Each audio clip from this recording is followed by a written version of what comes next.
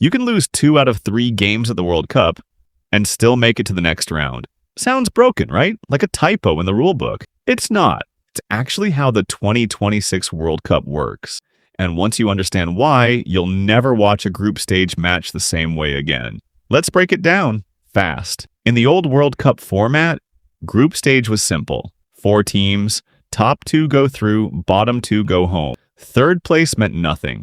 Pack your bags. That rule lived in everyone's head for decades. So when people hear third place can advance now, their brain just rejects it. Feels wrong, but the tournament changed. And so did the math. This year, the World Cup jumped from 32 teams to 48. That's 12 groups of 4 instead of 8 groups of 4. Here's where it gets interesting. If only the top 2 from each group advanced, you'd get 24 teams in the knockout stage. That's an awkward number. You can't build a clean bracket out of 24. You need 32. Always 32 for the bracket to work evenly. Win, win, win, win, champion. So FIFA needed 8 more teams from somewhere, and that's where third place comes in. Here's the simple version. Out of all 12 groups, the 8 best third place teams in the entire tournament also advance. Not every third place team, just the best 8 ranked against each other. So your team finishes third in its group, but it's compared against every other third place team across all 12 groups. If your numbers are good enough, you're in. In theory, that sounds fair. In practice, it gets messy fast. This is the part people really get stuck on. How do you compare a third place team from Group A to a third place team from Group L? Same way you'd rank anyone. Points first. Win equals 3 points, draw equals 1, loss equals 0.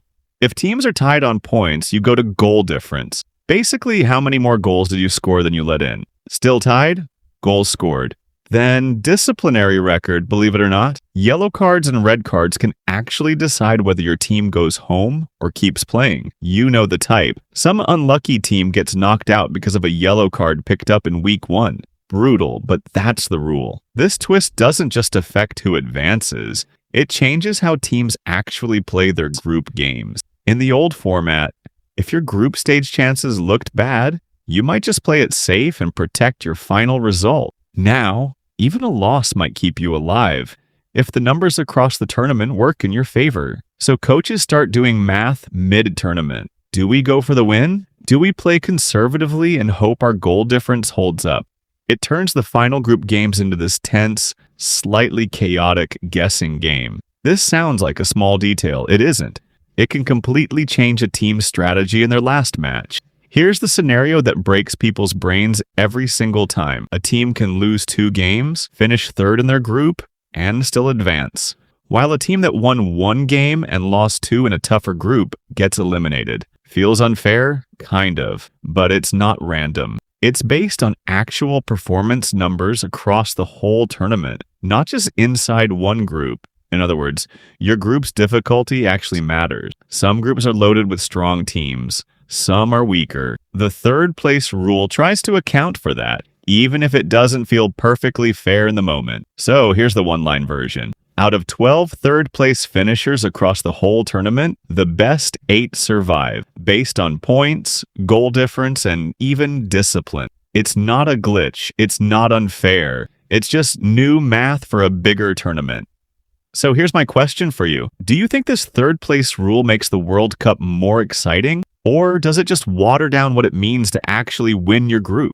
Drop your answer in the comments. And if explainers like this make sports actually make sense for you, hit subscribe. We're breaking down the entire 2026 World Cup format before this tournament even starts.